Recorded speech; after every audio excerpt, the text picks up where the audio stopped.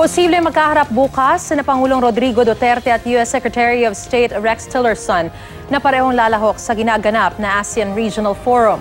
Sakaling mangyari ito, gusto raw itama ng Pangulo ang anyay misimpressions ng Amerika ukol sa mga umano'y human rights violations sa bansa. Ang mainit na balita hatid ni JP Soriano. Kasama si U.S. Secretary of State Rex Tillerson sa 50th ASEAN Regional Forum na gaganapin ngayon sa bansa.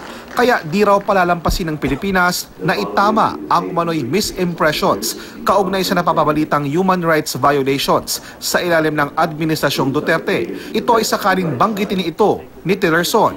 Sa Lunes, posibleng makakaharap si Pangulong Rodrigo Duterte at Tillerson sa courtesy call ng mga foreign ministers sa Pangulo. Hindi pa kinukumpirma ng DFA kung makakausap nga sina Tillerson at Pangulong Duterte. Pero kung sakaling matuloy daw ito ay magiging tapat at diretsahan ang pahayag ng Pangulo.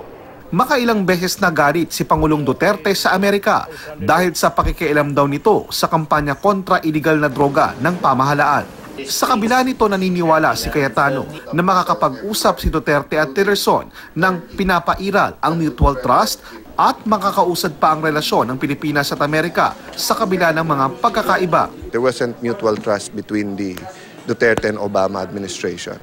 But between the Trump and Duterte administration, there is mutual trust. So, tricky issues which in the past sparked arguments, I think can and will be discussed, including human rights.